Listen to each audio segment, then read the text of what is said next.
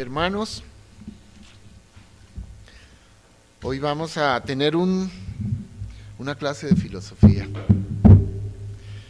Vamos a hablar de las filosofías que el mundo nos muestra permanentemente y sobre todo cómo el enemigo desvía nuestra mente, el enemigo de nuestra alma, con cosas que parecen muy normales y que las vemos como cotidianas. Y hoy en día los cristianos muchas veces compartimos algunas filosofías que podríamos llamar de alguna forma actitudes. Y vamos a empezar entendiendo un poco cómo la Biblia nos exhorta y nos advierte acerca de no conformarnos a las cosas de este mundo. Al contrario, nos pide que nuestra mente sea renovada. Pero ¿renovada en base a qué? La pregunta es esa. ¿Vamos a renovar nuestra manera de pensar en base a lo que piensa el mundo? ¿O vamos a renovar nuestra manera de pensar en base a lo que Dios piensa? Y por supuesto que esto requiere que yo tenga conocimiento de lo que Dios piensa. Así que me pide la Biblia, me advierte en Romanos 12:2, que no me conforme a las cosas de este mundo. No te conformes a la corriente del mundo. Más bien, sé cambiado, renovado, específicamente a través del conocimiento de la palabra de Dios. Y trae esto como resultado, conocer la voluntad de un Dios que es siempre buena, agradable y perfecta. Entonces vamos a orar y vamos a empezar. Amado Dios, te damos gracias, Padre, por el tiempo que tú nos das hoy de compartir tu palabra, Señor, con esta iglesia, que es tu iglesia, Señor. Gracias te damos porque tú hablas a nuestras vidas a través de la Biblia, Señor, y tú nos has dado tu palabra para que podamos vivir en victoria, Señor. Gracias por las bendiciones que tú nos das, Señor. Gracias por la actitud del corazón que hoy tenemos para recibir hoy tu palabra. Yo te pido, Señor, que tú dirijas mi boca, Señor, mi mente y lo que yo diga, Señor, para que sea para tu gloria y para tu honra, Señor. En nombre de Jesús oramos, amén. Entonces, si vamos a hablar de actitudes, vamos a entender un poco el concepto de actitud. Actitud es una manera de comportarse de acuerdo a cómo pensamos. Así que como pensamos, nos comportamos. Y esas son las actitudes. Por ahí alguien decía que hay muchas cosas que yo puedo cambiar en mi vida. Y más bien es al contrario, hay muchas cosas que yo no puedo cambiar en mi vida. Pero tal vez hay una que sí puedo cambiar. Y es la actitud ante las cosas. Yo no puedo cambiar el clima, no puedo cambiar el carácter de las personas, no puedo cambiar la contaminación ambiental, no puedo cambiar una cantidad de cosas, las personas con las que yo me relaciono, muchas cosas que no puedo cambiar, pero puedo cambiar mi actitud ante las cosas.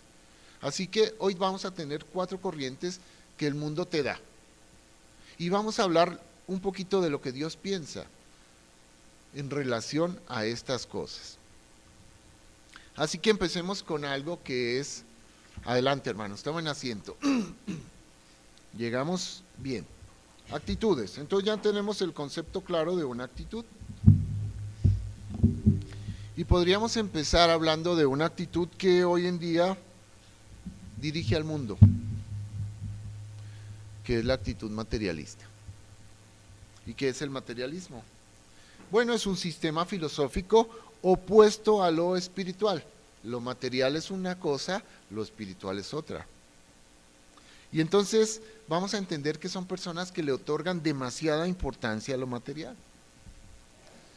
De alguna manera podemos ver esta corriente filosófica que impregna el mundo.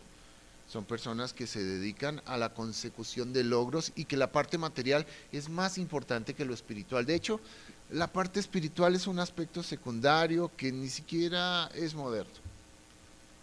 Y lo vemos mucho en nuestra sociedad y muchas veces eso nos demuestra un poco el reflejo de las personas cuando te empiezan a mirar a ti y te empiezan a valorar un poco en relación a cuánto tienes.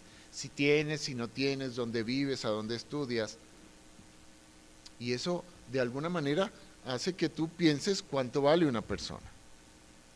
Es una costumbre normal hoy en día en nuestra sociedad, el materialismo. Y muchas iglesias, porque hoy en día nos hemos dado cuenta ahora que estuvimos en un viaje a Colombia, que son hoy en día, podemos ver más las iglesias cristianas de mala doctrina que las iglesias cristianas realmente de buena doctrina. Es muy difícil encontrar una iglesia. Encontrábamos en Colombia, en un lugar donde fuimos, una pareja, un matrimonio que eran cristianos. Y nos dio mucho gusto encontrarnos con hermanos en Cristo. Y mencionaban que eran de una iglesia bautista. Entonces uno inmediatamente relaciona que las iglesias bautistas son iglesias de buena doctrina. Como consecuencia hay comunión. Y le pregunto acerca de su iglesia y la congregación y mencionan que ellos no tienen pastor, sino que tienen pastora. Y ahí ya empiezan las cosas a no funcionar. Y no porque Dios no quiera que las mujeres se levanten, sino que lo que Dios busca es que los hombres se levanten. En el liderazgo de una iglesia, la mujer es el apoyo idóneo del marido. Entonces, vemos que no solamente eso, sino que también la pastora es profeta. Y cuando las pastoras y cuando los pastores son profetas, entonces escuchan la voz de Dios. Y Dios les habla muchas veces cosas que les son convenientes a ellos, pero que no van con la palabra de Dios.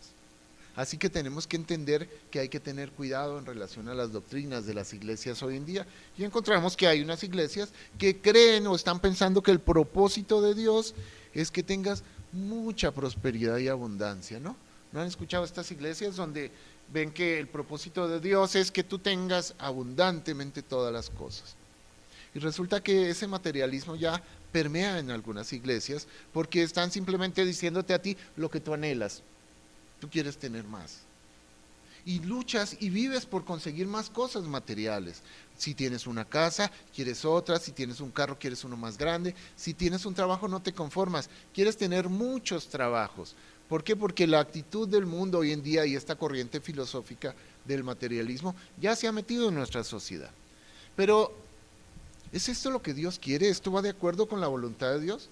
¿Dios desea que tú seas muy rico? ¿Eso es lo que dice la Biblia? ¿Que seas abundantemente rico? Yo encuentro que Dios dice, amado, en el libro de Juan, dice, yo deseo que tú tengas salud y próspera tu alma, pero nunca te he escuchado en la palabra de Dios que diga, amado, yo deseo que tengas mucho dinero, que tengas muchas casas, que tengas muchas posesiones, y es por lo que la gente dedica más su tiempo a la consecución de logros económicos. Así que veamos un poquito, si ustedes me acompañan, veamos un poco lo que Dios piensa acerca de las cosas materiales. Y busquemos en Lucas, libro de Lucas 12.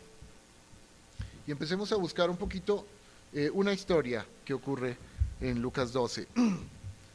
Vamos a buscar el versículo 13. Vamos a encontrar que el propósito de Dios no es que tengas muchos bienes materiales. ¿Cuál era el propósito de Jesús? El propósito de Jesús sigue siendo el mismo, salvar al mundo. Dios quiere que tu alma sea salvada, así que la intención no es material de Jesús, así como esta corriente filosófica de que tengas mucho. Trabaja por más, dedica tu vida, tu salud, tu familia, tu tiempo por tener más cosas materiales. Y esto lo vemos aún en nuestras familias. Gente que trabaja de sol a sol con tal de tener más. ¿Para qué? Para dejarle más a nuestros hijos. ¿Más de qué? Cada vez les dejas menos porque le quitas un papá, le quitas una guía, una dirección, quitas una familia, te quitas la salud por tener un peso más. Y entonces estaba Jesús compartiendo del reino y hablando a las personas acerca de cómo conseguir dinero. No, estaba Jesús hablándoles acerca del reino de Dios. Y entonces en el versículo 3, estando Jesús platicando de cosas espirituales, se acerca un hombre y le dice, maestro, dígale a mi hermano que comparta la herencia conmigo. ¿Qué sentido tiene? Ustedes pueden entender el entorno. Jesús está hablando de las cosas realmente que trascienden. Versículo 13. Y hay un hombre que le dice, maestro, dígale a mi hermano que comparta la herencia conmigo. No tenía sentido, pero Jesús se acercó y le dijo, hombre, ¿quién me ha puesto sobre vosotros como juez o partidor de herencias? Y le dice en el versículo siguiente, mirad y guardaos, una advertencia, de toda avaricia, porque la vida de un hombre, ¿qué?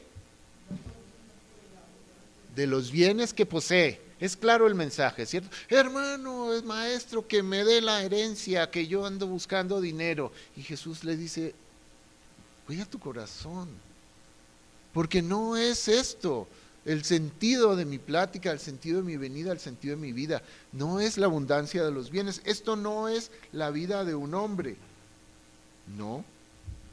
Entonces, también les refirió una parábola y les dijo, la heredad de un hombre rico había producido mucho.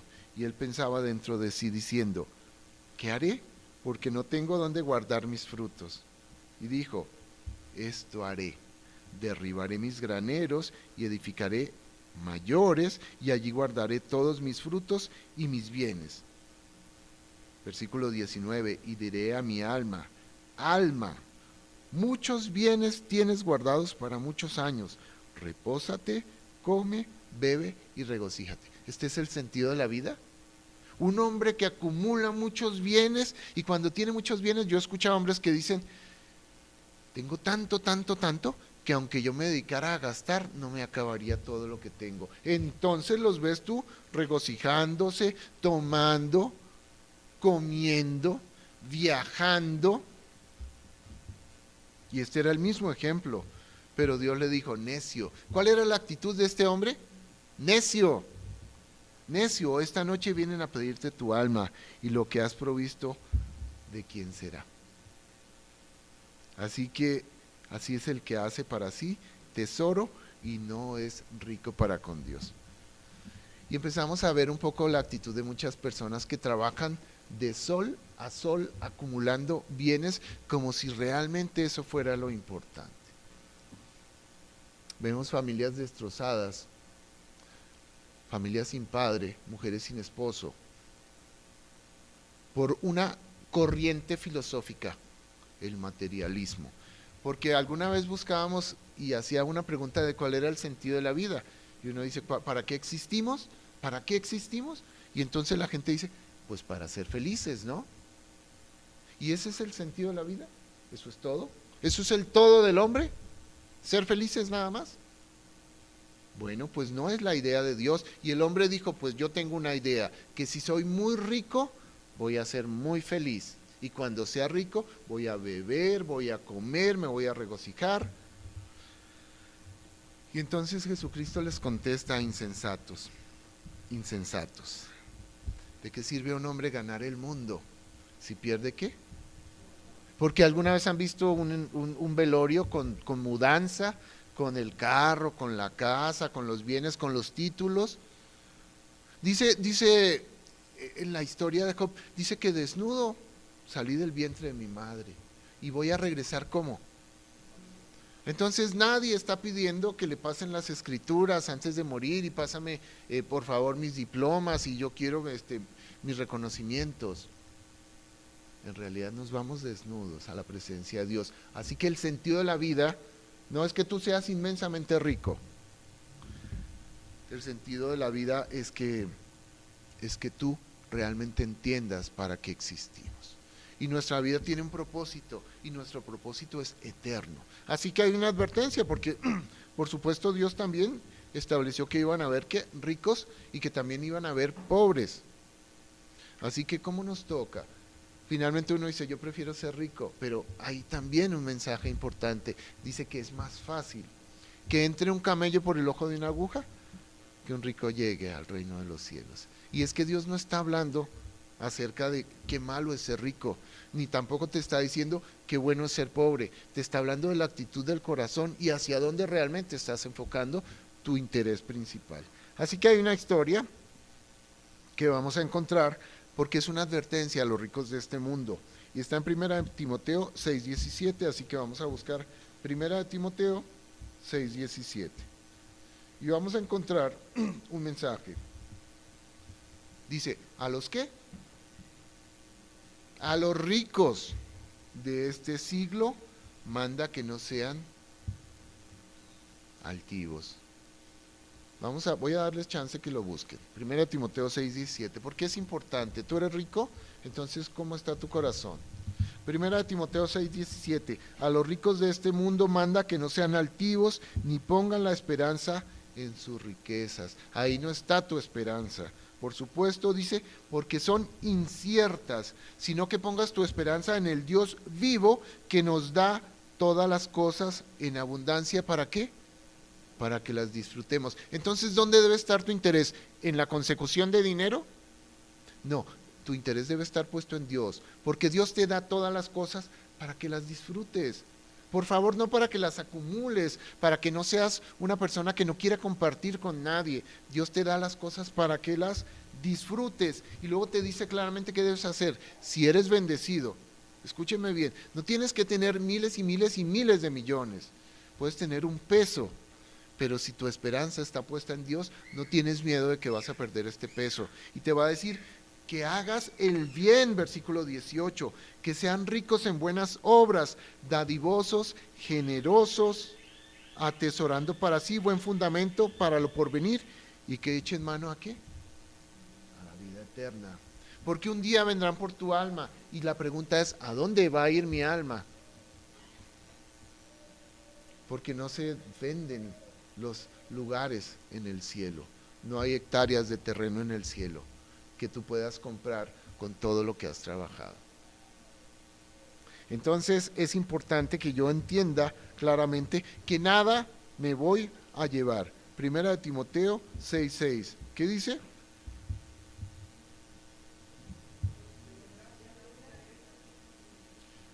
Porque, versículo 7, nada y sin duda. Ok, entonces ves que esa corriente filosófica no es actual, no sirve.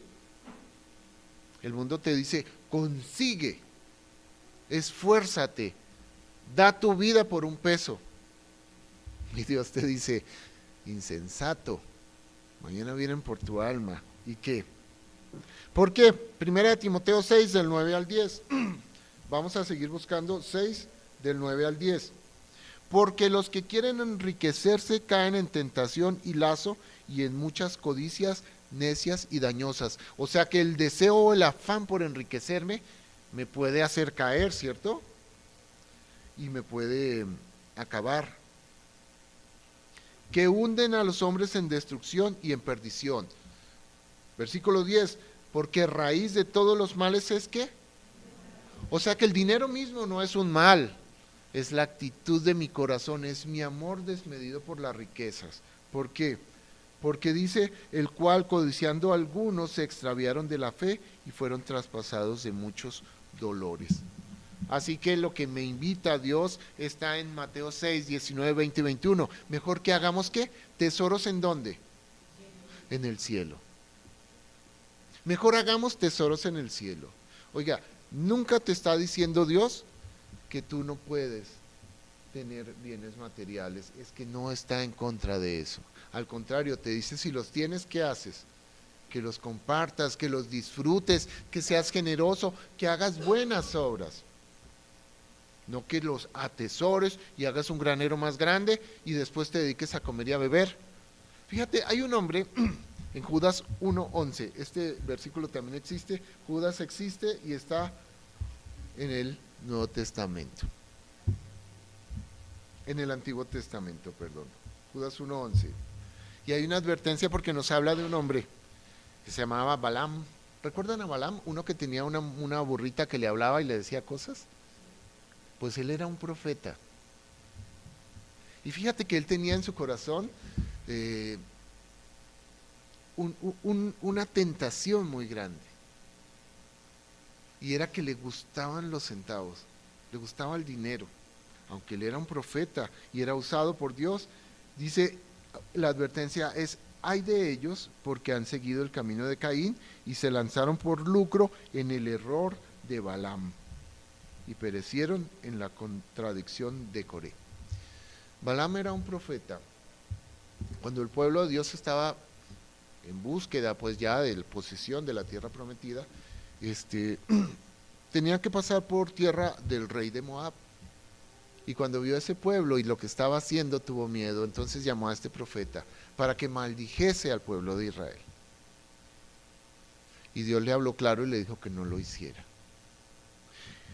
Y esto lo encontramos en Números 22. Sin embargo, le ofrecieron una buena cantidad de dinero y de riquezas y él desistió.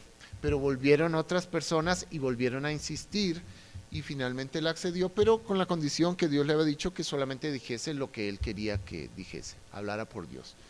Hasta ahí vemos algunas cosas que todavía no nos entiende, pero no lo entendemos. Pero si Dios te dijo no vayas, si Dios te dice no lo hagas, ¿tú por qué le vuelves a preguntar a ver si Dios al rato, será que Dios cambió de opinión? Vamos a preguntar otra vez, porque si Dios te dice no lo hagas y tú le vuelves a preguntar a ver si, oye, sí, Dios no es hombre para arrepentirse, ni tampoco va a cambiar de opinión, porque su palabra es siempre. El problema es que este hombre tenía amor por las riquezas y era tentado por las riquezas. Y de hecho, si vemos un poco más allá la vida de este hombre, de Balaam, encontramos que hizo caer al pueblo de Israel, porque buscó la forma de hacer que este pueblo fornicara con estas hijas de este hombre, de este rey de Moab, y que ofreciera sacrificios.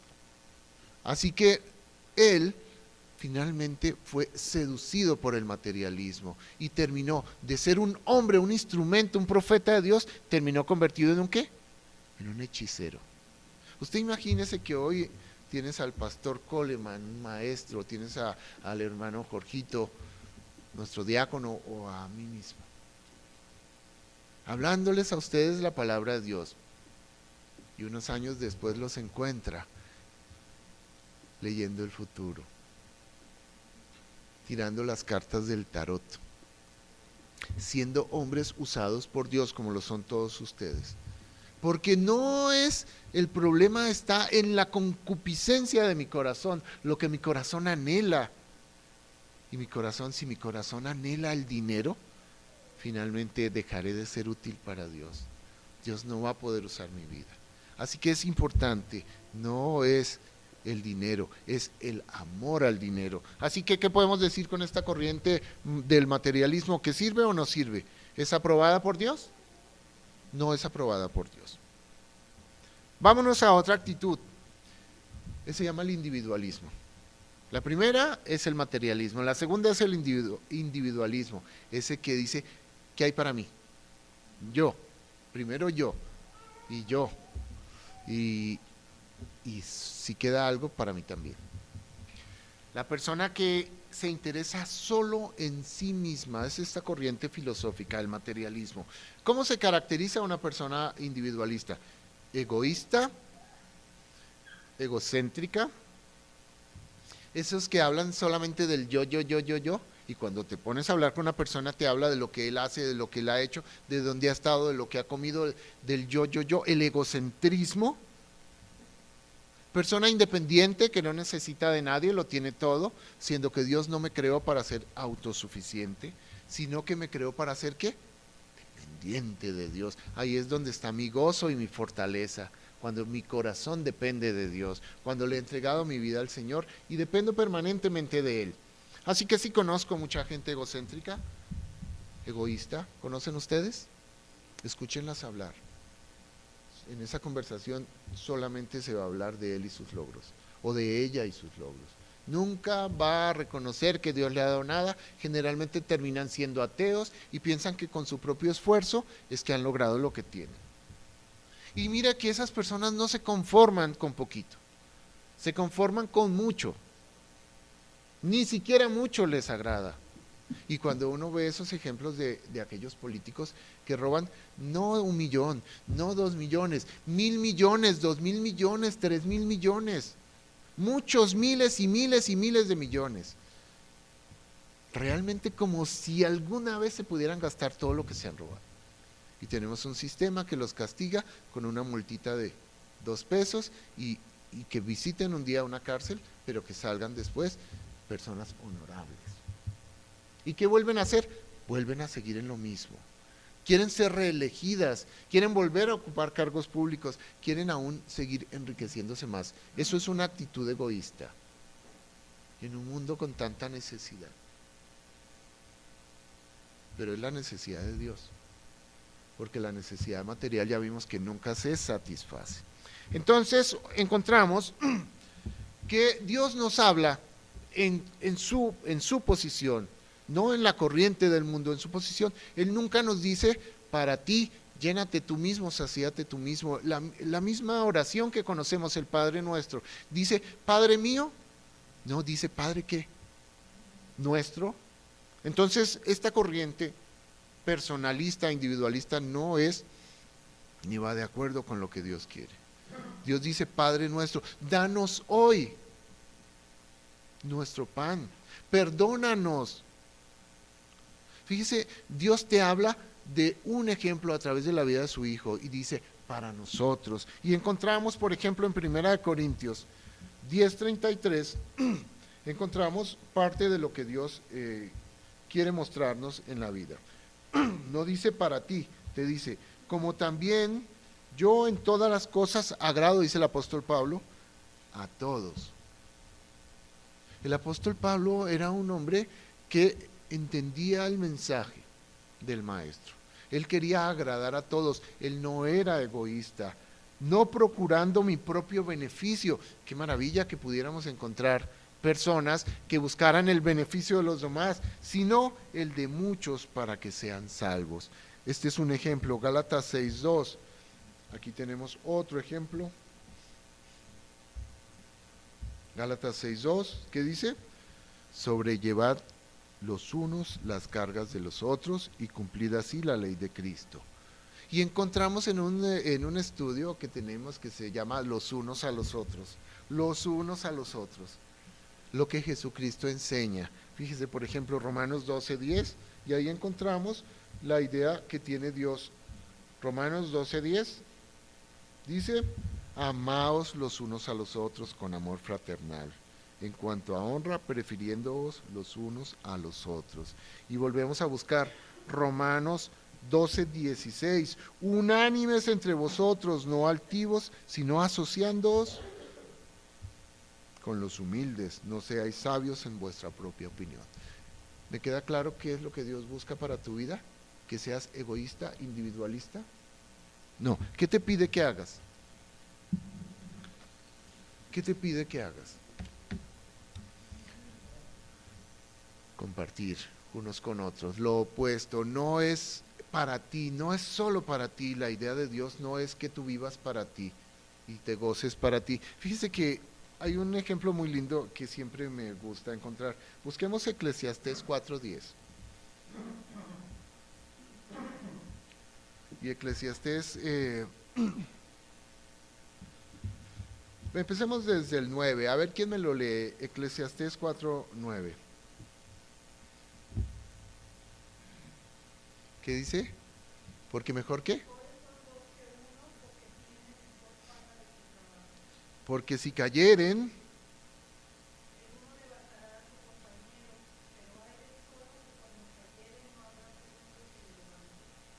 miren, la advertencia es clara, ¿cierto?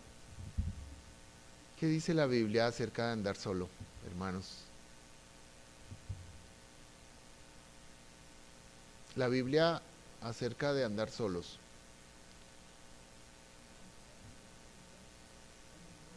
Que no es bueno, ¿cierto? ¿O te dice que andes tú solito?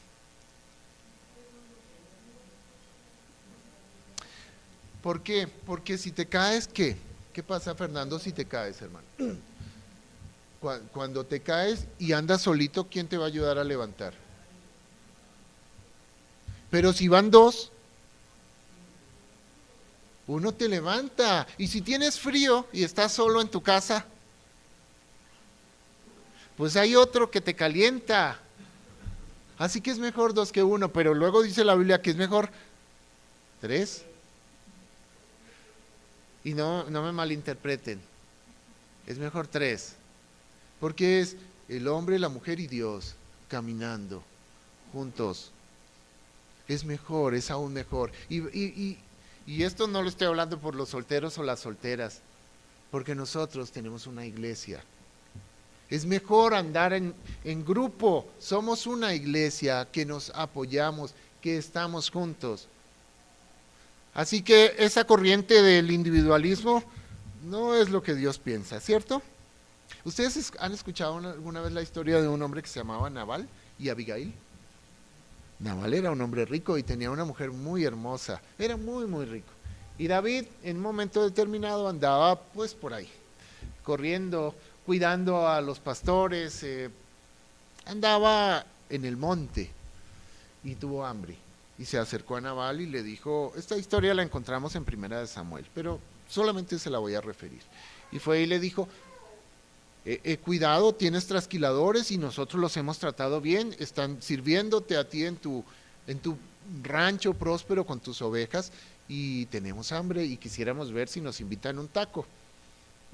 Y entonces Nabal, ¿qué crees que le contestó?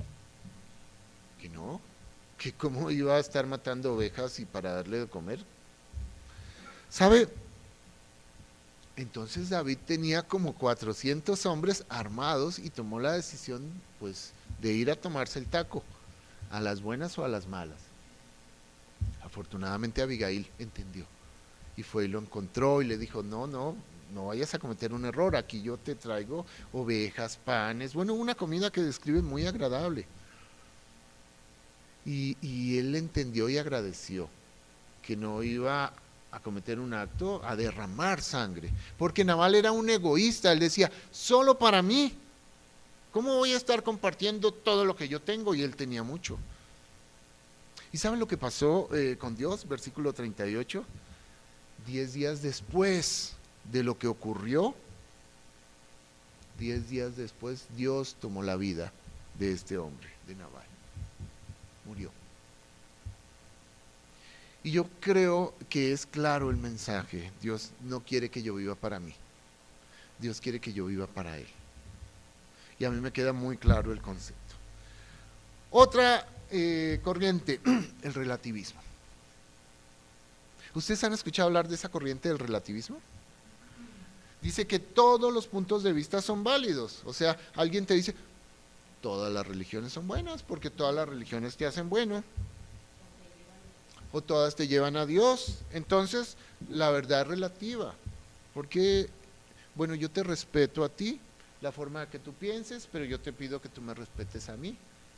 A mí me gustan las plantas. A mí me gustan las niñas.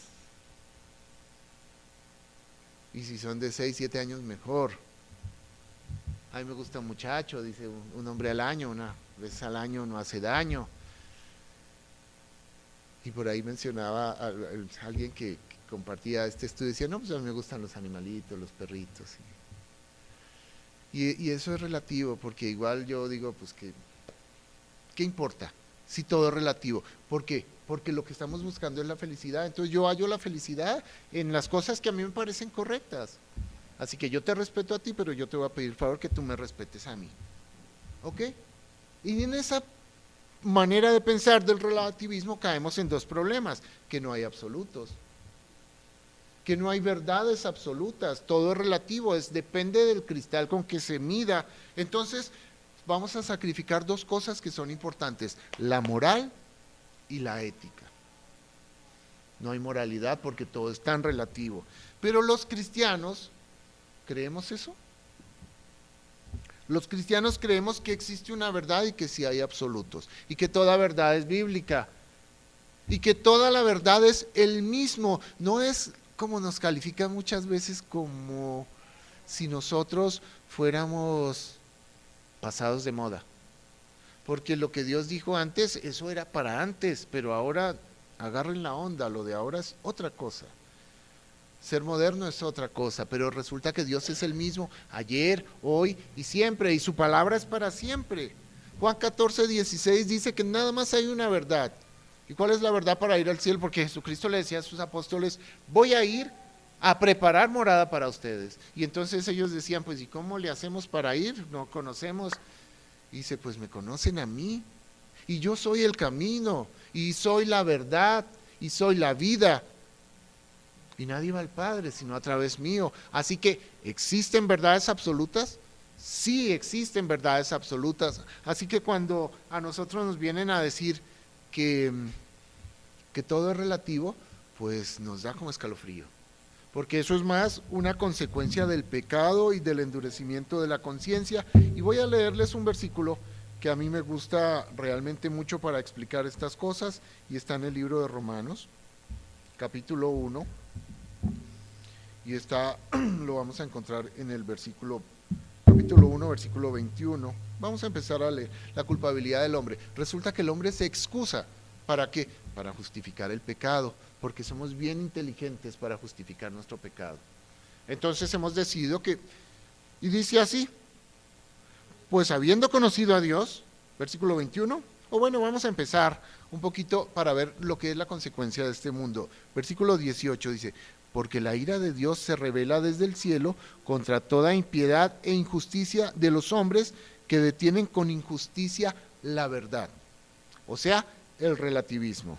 Porque lo que de Dios se conoce les es manifiesto, pues Dios se lo manifestó, porque las cosas invisibles de Él, su eterno poder y deidad, se hacen claramente visibles desde la creación del mundo, siendo entendidas por medio de las cosas hechas, de modo que no hay excusa. Pues habiendo conocido a Dios, no le glorificaron como a Dios, ni le dieron gracias, sino que se envanecieron en sus razonamientos, relativismo, y su necio corazón. ¿Qué pasó con su necio corazón? Se entenebreció. ¿Ok? Y cambiaron, entonces, dijeron, vamos a hacer, ¿qué es lo que vemos hoy en día? Dice, y profesando ser sabios, se hicieron necios. Porque la gente defiende su pecado y se justifica, y dice, y cambiaron la gloria de Dios incorruptible en semejanza de imagen de hombre corruptible, aves, de cuadrúpedos y reptiles. Versículo 24. No reconozco a Dios, no le doy importancia, reconozco más mi filosofía, la filosofía de mi vida. Ya dijimos el materialismo, ya dijimos el individualismo y ahora estamos hablando del relativismo. Entonces, por supuesto, Dios los entregó a pasiones vergonzosas, pues aún sus mujeres cambiaron el uso natural por el que es contra natura. ¿De qué están hablando ahí? Del lesbianismo. Dice, aún sus mujeres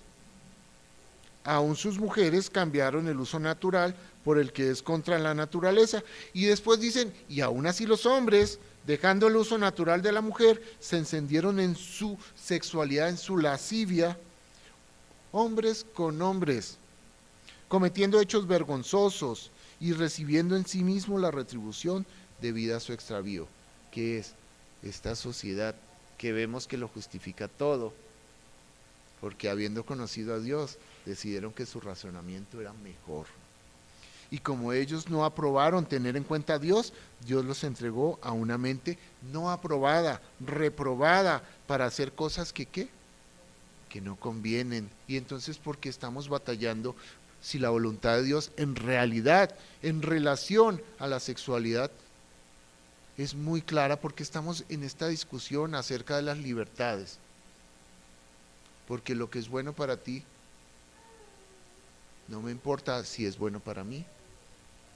Y como ellos no aprobaron tener en cuenta a Dios, estando atestados de toda, y es lo que vemos una sociedad llena de injusticia, fornicación, perversidad, avaricia, maldad, llenos de envidia, homicidios, contiendas, engaños y malignidades, murmuradores, detractores, aborrecedores de Dios, porque uno se da cuenta cuando uno empieza a hablar de Dios en un grupo de personas, ¿sabe lo que pasa? Es como si usted fuera mago, desaparece la gente, se empiezan a salir todos, y de pronto quedan 4, y eso porque se sienten más comprometidos contigo, a escucharte, o te quieren hacer un chistecito para decir, bueno, ya cállate.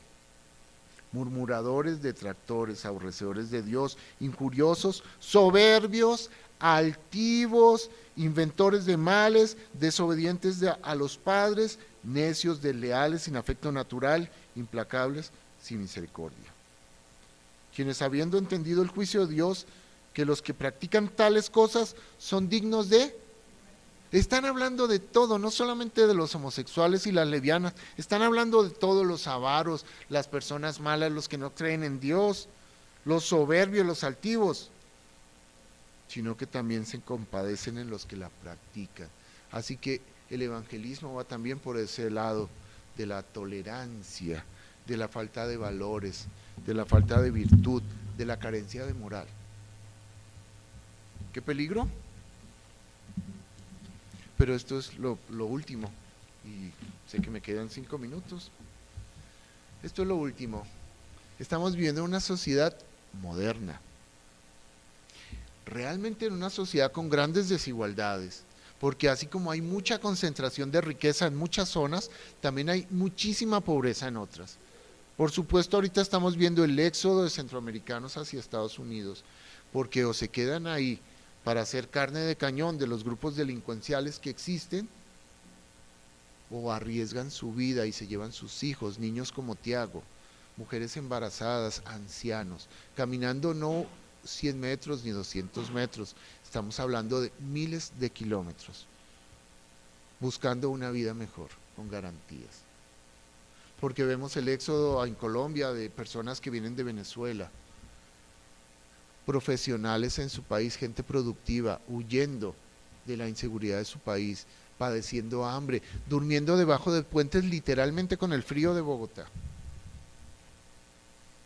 Porque hay mucha desigualdad en el mundo y no estamos hablando solamente de América. Ustedes alcanzan a recordar todo lo que hacen los africanos con tal de llegar a Europa, a España, que toman unas balsas para atravesar el mar, que muchos mueren de camino, y todo ese éxodo de libaneses que van hacia Alemania, de personas que tienen, entonces es un mundo que decidió apartarse de Dios, están buscando el materialismo, el egoísmo, el relativismo y finalmente el hedonismo. Porque así como hay tanta gente pobre, hay gente infinitamente rica que ya no sabe qué hacer con el dinero. Entonces se lo pasan en drogas, se la pasan en comidas, se la pasan en alcohol, se la pasan en fiestas, en viajes, en yates, en degradación moral, en libertades sexuales, en libertinaje.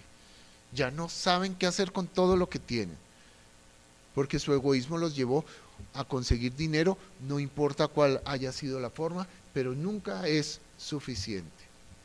Entonces el hedonismo es una tendencia. Recuerden, todo esto es buscando la felicidad. Pero ¿quién es el único que me puede proveer felicidad?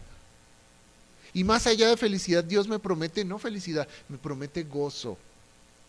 Gozo en mi relación con Él, gozo en medio de las circunstancias. Entonces, el hedonismo es una corriente distinta. Buscando felicidad, el hombre dice que la felicidad se consigue a través del placer.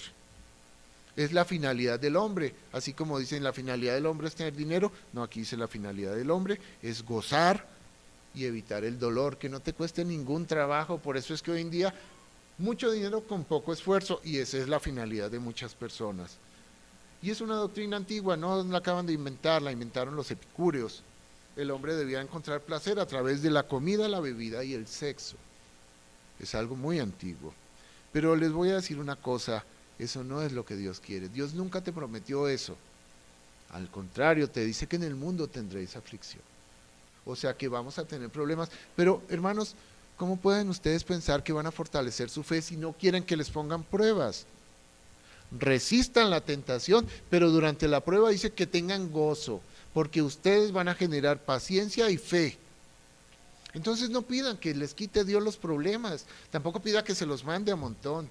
Señor, dice la palabra que nunca me va a mandar algo que yo no pueda soportar.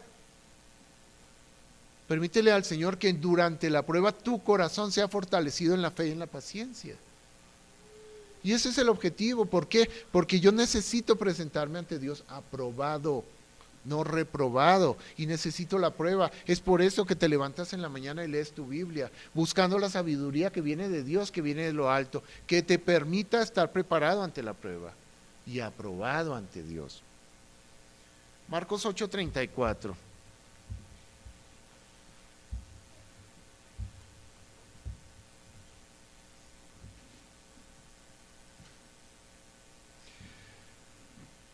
Les decía Jesucristo a sus discípulos: vénganse que conmigo todo va a ser muy